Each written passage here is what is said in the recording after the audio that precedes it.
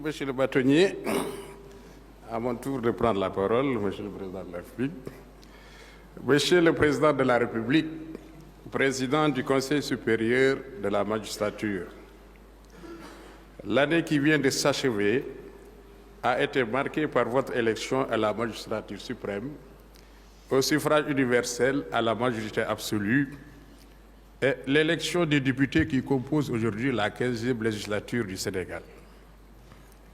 L'audience solennelle de la rentrée judiciaire, qui permet d'évoquer le bilan et les perspectives des juridictions, porte l'empreinte de ces événements qui traduisent le travail acharné d'hommes et de femmes de l'administration, notamment judiciaire, pour le bon déroulement du processus électoral.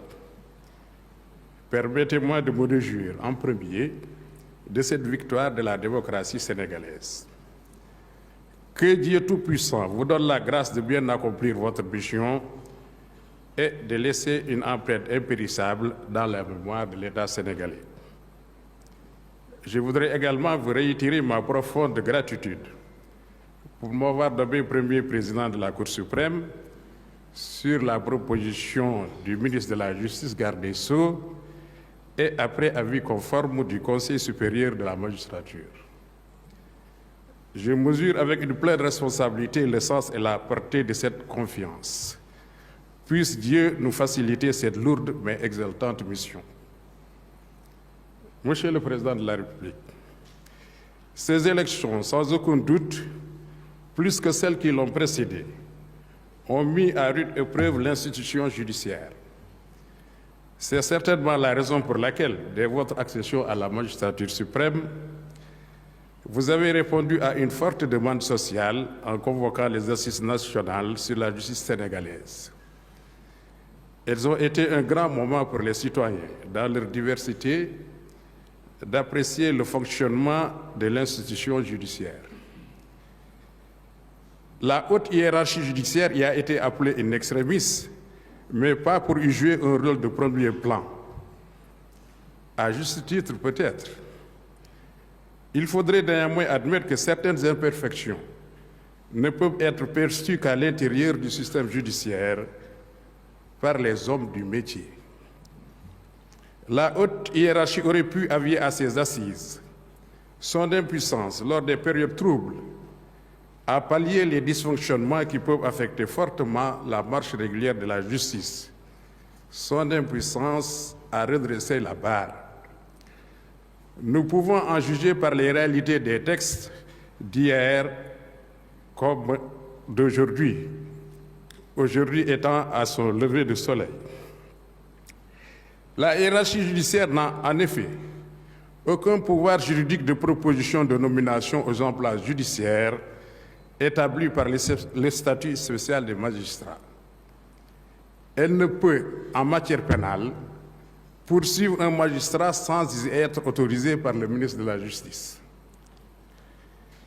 Enfin, la saisine du Conseil de discipline des magistrats appartient exclusivement au ministre de la Justice. Il s'avère ainsi qu'aucun levier important, ni aucune initiative permettant de mettre fin à un dysfonctionnement du système judiciaire n'est confié au pouvoir judiciaire, aux magistrats. Dans ces conditions, en cas de difficulté majeure, les regards doivent se tourner vers le ou les maîtres du jeu pour situer les responsabilités. En tout état de cause, une fois nommé, le magistrat ne doit obéir qu'à la loi et à sa conscience, en conformité avec les termes de son serment. La formule de la prestation de serment contient toutes les dispositions nécessaires pour que le juge, qui est le gardien de la loi, soit également gardé par celle-ci. Il me semble donc peut-être vain de s'interroger sur la question de savoir si, d'un point de vue culturel, il ne serait pas plus judicieux de conférer au serment du magistrat un caractère religieux en l'exprimant dans les formes requises par nos religions pour créer ainsi un impact plus important sur sa conscience. Cette réflexion cache peut-être l'idée plus globale que le fonctionnement de l'institution judiciaire devrait s'inscrire dans nos valeurs sociétales pour permettre au peuple sénégalais, au nom duquel le magistrat rend ses décisions, de mieux se reconnaître dans son juge. Montesquieu nous enseigne, dans son ouvrage emblématique de l'esprit des lois, bien connu des juristes, que, je cite, « Les lois doivent être tellement propres au peuple pour lesquels elles sont faites que c'est un grand hasard si celle d'une nation peut venir à une autre. » Fin de citation. Dès lors, sur le fond du droit que nous appliquons dans ces différentes matières, ne faudrait-il pas s'inspirer des propos du président Senghor qui aimait dire qu'il faut penser par nous-mêmes et pour nous-mêmes? Que penser alors du droit de l'Organisation pour l'harmonisation en Afrique, du droit des affaires qui découle des actes uniformes pris par le Conseil des ministres des États membres? Nos parlements n'interviennent pas pour autoriser leur ratification, ce droit n'en ayant pas besoin. C'est une originalité parce que, selon l'article 9 du traité OHADA, le texte adopté par le Conseil des ministres entre en vigueur 90 jours après sa publication au journal officiel de l'OHADA. Il me semble nécessaire de faire le bilan de ce droit au regard des promesses d'attractivité qui ont justifié la création de cet espace. Les assises de la justice n'ont pas également abordé la question du protocole au niveau de l'État pour mieux situer la représentation du pouvoir judiciaire. Si celui-ci n'y est pas absent, comme l'est l'Assemblée nationale en ce qui concerne l'adoption des actes uniformes, jusqu'à récemment, il n'était pas cependant visible à raison du rang qu'il occupait sur ce plan, en total déphasage avec sa qualité de troisième pouvoir. La suppression récente de deux institutions consultatives a ramené le pouvoir judiciaire à une meilleure position, même si, de notre point de vue, la déclinaison de l'article 6 de la Constitution sur le plan protocolaire pourrait être mieux aménagée.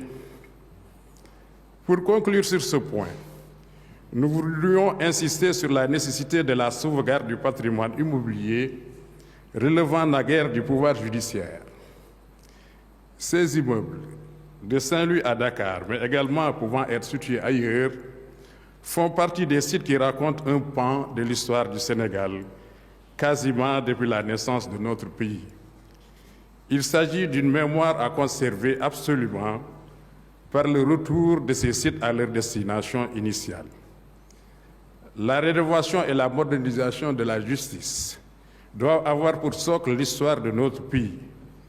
Le pouvoir judiciaire souhaiterait retrouver tout son patrimoine immobilier, déjà très insuffisant pour accueillir l'ensemble de ses services, et rendre à autrui ce qui lui appartient.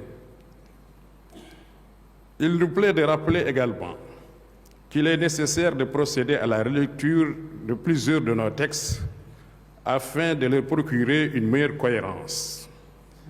À en juger par les nombreuses demandes d'avis au Conseil constitutionnel depuis l'année 2016, pour la précision de la pensée du pouvoir constituant et du législateur électoral, ainsi que les efforts d'interprétation du juge judiciaire pour donner un sens à certains textes, on est en droit de se demander si nos lois sont bien pensées et si elles ont été énoncées clairement. Il revient certes au juge d'interpréter la loi. Il importe cependant, notamment dans certaines matières qui, comme le droit électoral et le droit pénal, cristallisent l'attention des populations sur la justice lorsqu'elles impliquent des questions ou des personnalités politiques, que la loi soit suffisamment claire, tout au moins dans son esprit. Il faut pour cela plutôt avoir une approche systémique et éviter les modifications partielles, voire parcellaires, qui n'ont d'autre effet que de rendre nos textes nébuleux, voire contradictoires. Ces points soulevés constituent un des volets sur lesquels la doctrine est plutôt attendue. Monsieur le Président de l'Assemblée nationale, c'est avec un immense honneur que je tiens à vous adresser mes chaleureuses félicitations pour votre élection à la tête de cette noble institution.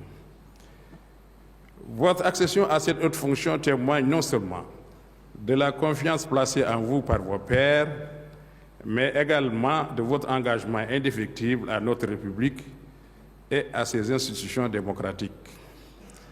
La mission qui vous attend est exigeante et cruciale pour le renforcement de l'état de droit, l'équilibre des pouvoirs et la représentation des aspirations du peuple sénégalais. Je suis convaincu que votre leadership éclairé permettra à l'Assemblée nationale de jouer pleinement son rôle dans le respect des principes républicains. Monsieur le Premier ministre, c'est avec une grande considération que je tiens à vous adresser, au nom de toute la compagnie judiciaire, mes chaleureuses félicitations pour votre nomination à la tête du gouvernement.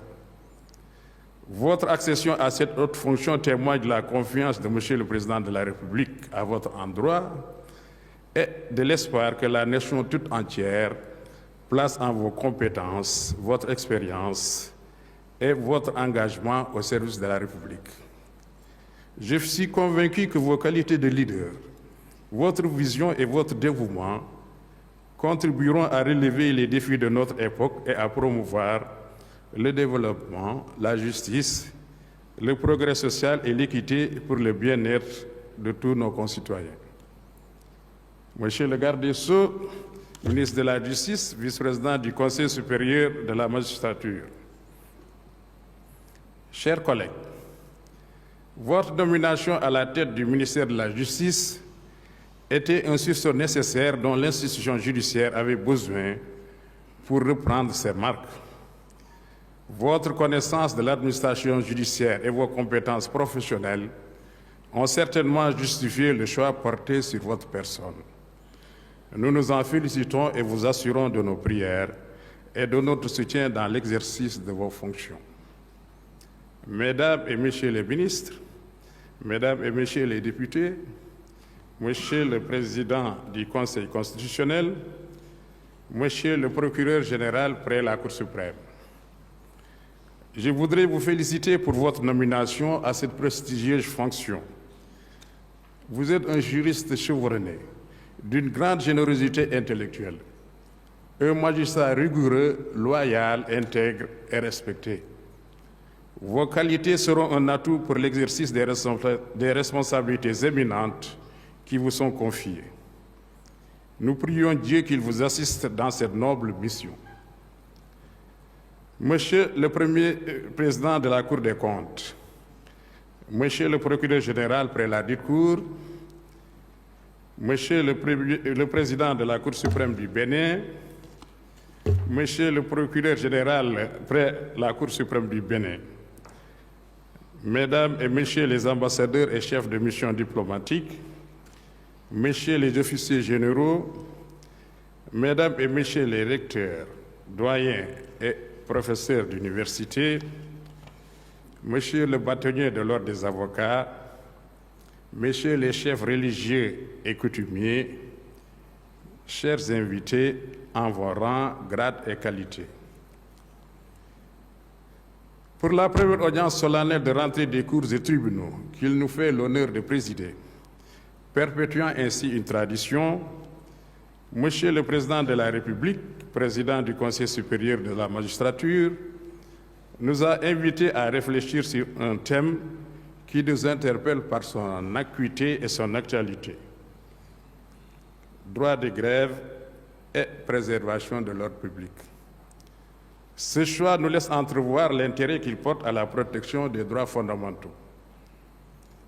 Mon collègue, le juge Latirnian, conseiller délégué à la Cour suprême, en a largement fait le tour et je suis tenté, après l'avoir félicité pour la qualité de son travail, de dire, à l'instar du poète, que, je cite, « Tout a été dit et l'on vient trop tard ». Fin de